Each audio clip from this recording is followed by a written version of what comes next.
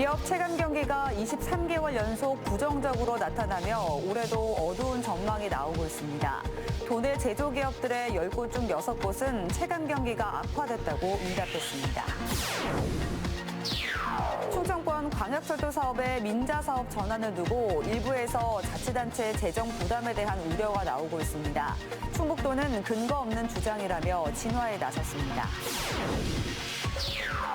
첫 시즌을 최종 8위로 마친 충북 청주FC가 프로 두 번째 시즌 준비에 박차를 가하고 있습니다. 올해도 구단 살림이 빠듯한데 부족한 운영비를 어떻게 늘릴 것인가가 과제입니다. 올해 초등학교에 입학하는 8살 장호는 증조할머니, 할아버지와 함께 생활하고 있습니다. 증조할머니가 유일하게 생계를 책임지고 있는데 2달 후면 집을 비워야 해 막막하기만 합니다. 여러분 안녕하십니까. CJB 8시 뉴스 시작합니다. 경제 지표들을 살펴보면 자영업과 전통시장 등 서민들의 체감 경기가 코로나 팬데믹 당시보다 더 나빠진 걸 알 수 있는데요.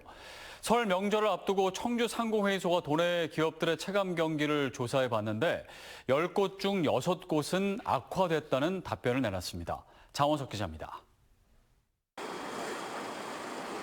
청주 테크노폴리스에서 2차 전지 제조 장비 등을 생산하는 업체입니다. 지난해 2차 전지 성장세 둔화에도 25개 특허 등 핵심 기술력으로 독보적인 시장 점유율을 기록했습니다. 올해도 50% 매출 성장이 목표지만 불확실한 국내외 경제 상황이 변수입니다. 저희와 같은 후방 산업인 장비 시장은 빠른 선투자가 필요하기 때문에 오히려 예년보다 더 큰 성장을 기대하고 있습니다. 하지만 지난해 상당수 기업의 생산량은 뒷걸음질 쳤습니다. 상반기 우리나라 제조업 생산은 1년 새 3.9%나 감소하며 지난 25년 만에 최대 감소폭을 기록했습니다. 기업들의 체감 경기도 23개월 연속 부정적입니다. 올해 경기 전망도 우울합니다. 청주 상공회의소의 조사 결과 도내 제조업체 10곳 중 6곳은 설명절 체감 경기가 지난해보다 악화됐다고 응답했습니다. 이유로는 내수 경기 침체가 49%로 절반을 차지했으며 고물가 고금리, 원자재 값과 수출 둔화 장기화, 인력 수급 노사 갈등 등이 뒤를 잇고 있습니다. 조사 대상 가운데 절반에 가까운 120여 개 업체들이 지난해보다 자금 사정이 나빠진 것으로 나타났습니다. 네, 내수 부진으로 인해서 체감 경기, 자금 사정 모두 악화 전망이 좀 우세하게 나타났습니다. 정책 자금의 조기 집행이나 물가 관리, 소비 촉진 등을 통해서 위축된 경기 심리를 회복하는 게 급선무일 것으로 보입니다. 충북 지역 제조업체 10곳 중 4곳은 설 명절 상여금을 지급하지 못하는 것으로 조사돼 기업들은 물론 직장인들의 체감 경기도 꽁꽁 얼어붙고 있습니다. CJB 장원석입니다. 정부가 충청권 광역철도 사업을 민자 사업으로 전환하겠다는 방침을 내놓은 이후 일부에서는 자치단체 재정 부담 등에 대한 우려를 내놓고 있습니다. 이에 대해 충청북도는 민간 기업에서 먼저 제안한 사업이라며 이런 우려가 현실화될 가능성은 없다고 반박했습니다. 이태영 기자입니다. 정부가 충북과 세종, 대전을 잇는 광역 급행열차를 민자 사업으로 추진하겠다는 계획을 발표한 이후 더불어민주당 대전시당은 논평을 통해 이를 비난했습니다. 민간 투자 사업은 재정 부담 감소와 절차 간소화의 장점이 있지만 국가가 민간과 지역에 부담을 전가한다는 주장입니다. 김해, 부산, 경전철 등 다른 지역 사례처럼 자치단체가 막대한 손실 보전을 떠안을 우려가 있다며 이번 총선에 도전하는 청주의 일부 예비 후보들도 동조 입장을 내놓았습니다. 이에 대해 충북도는 근거 없는 주장이라며 진화에 나섰습니다. 이번 사업은 당초 민간 기업이 수익성을 기대하고 먼저 제안한 사업이라며 재정 부담으로 이어질 확률은 없다는 것입니다. 최악의 경우 해당 민간 기업이 운영권을 포기하더라도 그 부담은 정부가 아닌 대체 사업자에게 넘어간다고 덧붙였습니다. 건설비 50% 이상, 운영비 100%를 전액 부담을 한다고 했습니다. 그래서 지방 재정에 크게 절감이 되고 운영비 손실에 대해서 지자체가 부담하는 일은 없습니다. 민자 유치로 충청권 광역 급행열차 사업의 속도가 붙을 것이란 충청북도의 반박이 나왔지만 일부 총선 예비 후보들은 선거 과정에서 이를 쟁점으로 삼을 가능성이 높아 보입니다. CJB 이태현입니다. 신생팀의 돌풍을 일으킨 K리그2 충북 청주FC가 프로 두 번째 시즌 준비에 박차를 가하고 있습니다. 하지만 올해도 구단 살림이 빠듯한 상황으로 부족한 운영비를 어떻게 늘릴 것인가가 가장 큰 고민이라고 합니다. 박원 기자입니다. 신생팀이라는 한계를 딛고 충북 청주FC는 첫 시즌을 최종 8위로 마쳤습니다. 운영비는 80억 원, 충청북도와 청주시에서 각각 20억 원씩에서 40억 원, 모기업 SMC의 지원과 지역 기업 스폰, 입장료를 통해 40억 원을 더 마련해 운영한 겁니다. 자치단체의 지원 수준은 13개 구단 중 기업 구단을 제외하고는 최하위에 속합니다. 충북 청주보다 상위권에 있는 김포는 71억 원, 경남 96, 부천 62, 안양 68, 하위권에 분포한 성남은 94억 원을 자치단체가 지원했습니다. 이 같은 사정은 올해도 마찬가지입니다. 다른 구단은 예산 지원이 대폭 늘은 반면 충북도와 청주시의 지원 예산은 동결. 지역 기업체의 스폰서십이나 자체 수익 구조를 늘리는 방법밖에 없는 겁니다. 충북 청주의 모기업 SMC는 청주시 휴암동에 대형 베이커리 카페를 차려 수익 일부를 구단 운영비로 쓰기로 했습니다. 자생력을 강화하겠다는 겁니다. 천안도 이제 작년에 꼴찌를 했는데도 불구하고 올해 이제 본 예산에서 한 25억 정도 올라가고, 이제 저희보다 조금 밑에 하위층에 있던 팀들이 오히려 예산을 이렇게 대폭 늘리면서 저희도 뭐 이대로 있을 수는 없기 때문에. 최근에는 지역업체인 금성개발과 새로운 스폰서십을 맺는 등 후원을 늘리기 위해서도 발벗고 뛰고 있습니다.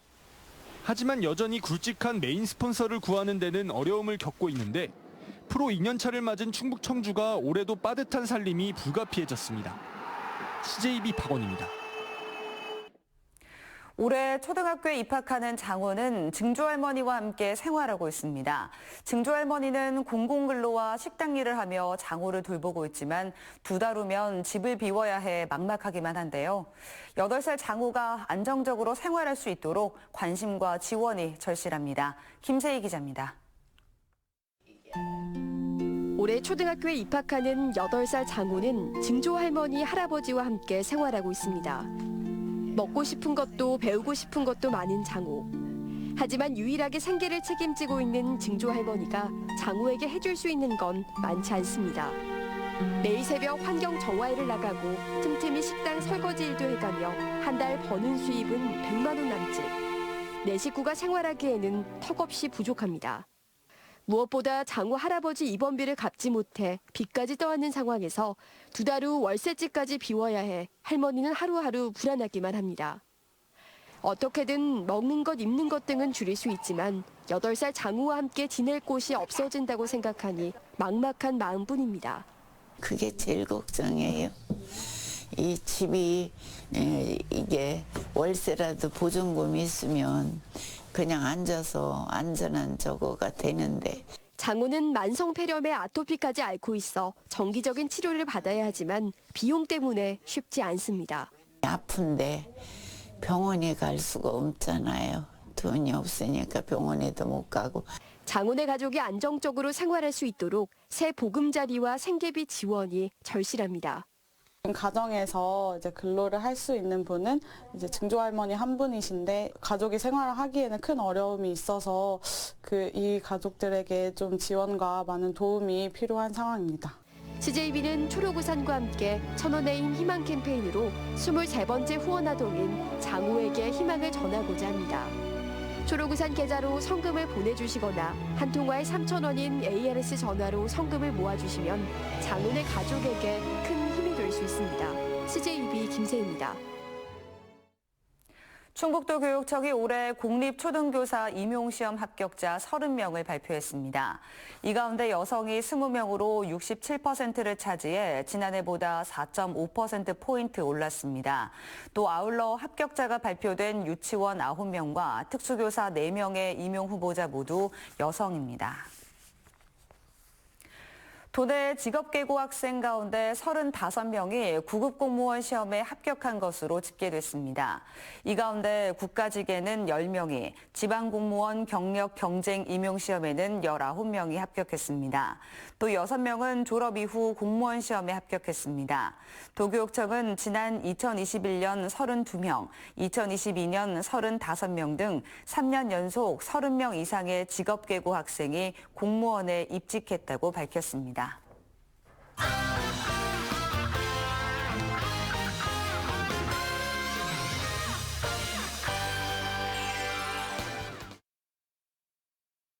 한 주의 세종 지역 이슈를 정리해드립니다. 주간 세종 이슈 더 세종입니다.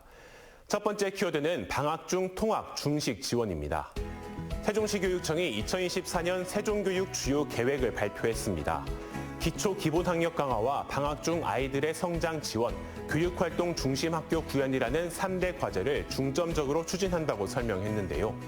정밀한 진단과 다중 맞춤형 지원, 움트는 기초 학력을 상징하는 정다움 통합 진단 지원 시스템을 운영해 체계적인 진단을 바탕으로 학생 특성에 맞춘 교육을 제공하겠다고 밝혔습니다.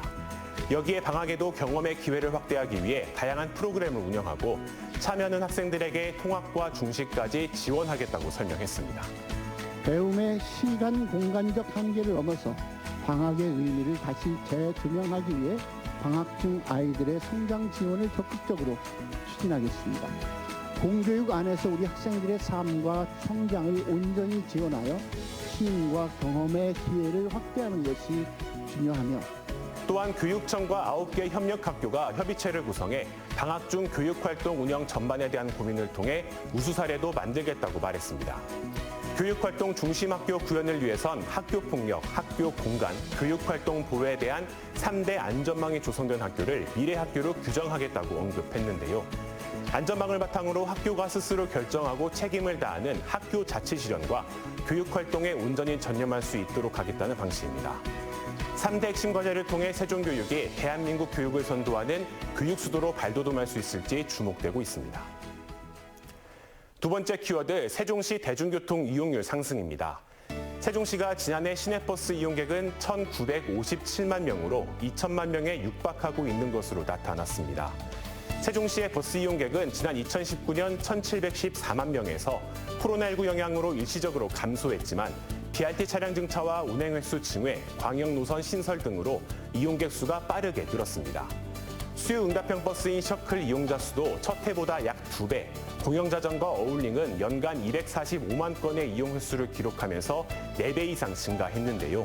서비스 지역을 확대하는 등 꾸준한 기반시설 확충과 시민들의 적극적인 대중교통 이용 동참의 성과로 분석되고 있습니다. 세종시는 이응패스가 도입되면 대중교통 이용률은 더 높아질 것으로 기대하고 있는데요. 세종시가 편리한 대중교통 체계 구축을 통해 대중교통 친화 중심 도시로 한층 더 변화될 것으로 보입니다. 마지막 키워드는 문화예술 전시공간 무료 대관입니다. 세종시립도서관이 도서관 지하 1층 전시공간을 무료로 빌려준다고 밝혔습니다. 전시대관은 오는 20일부터 7월 7일까지 1회당 4주씩 모두 5차례에 걸쳐 진행됐는데 월요일과 공휴일을 제외하고 오전 9시부터 오후 6시까지 운영됩니다. 대관 신청은 세종에 주소지를 두고 있는 개인이나 단체면 누구나 가능하고 사전 접수는 8일까지입니다.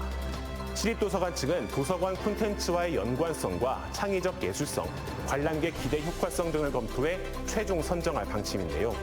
시민 모두에게 제공하는 전시 공간을 통해 접근성을 향상시키고 지역 문화 예술 발전에도 기여할 것으로 보입니다. 지금까지 주간 세종 이슈 더 세종이었습니다.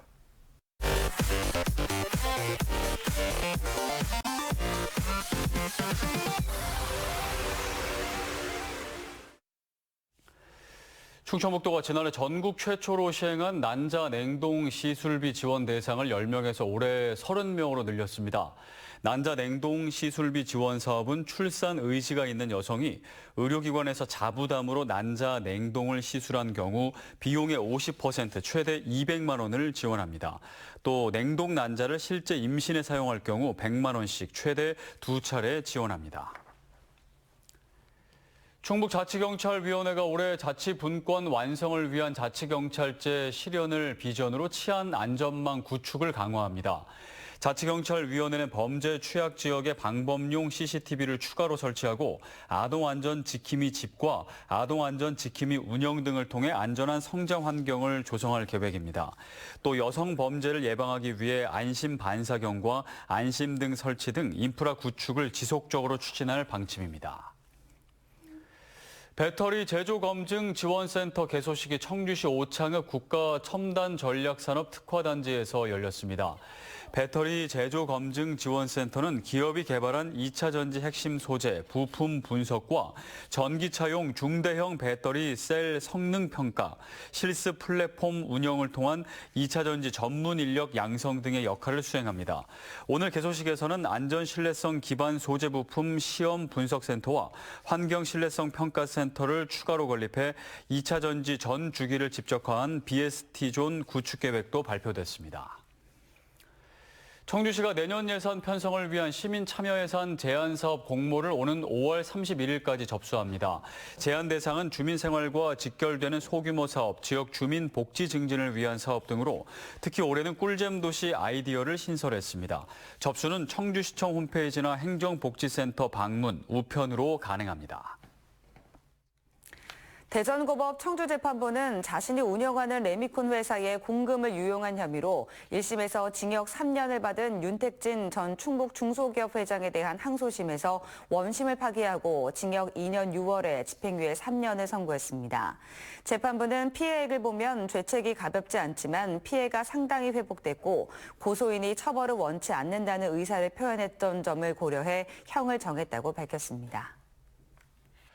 네, 날이 많이 풀렸습니다. 내일 모레는 봄을 알리는 입춘이기도 한데요. 이제 굳었던 몸과 마음의 기지개를 켜고 다가오는 봄을 떠올려 보는 것도 좋을 것 같습니다. 이상으로 CJB 8시 뉴스를 마칩니다. 시청해주신 여러분 고맙습니다.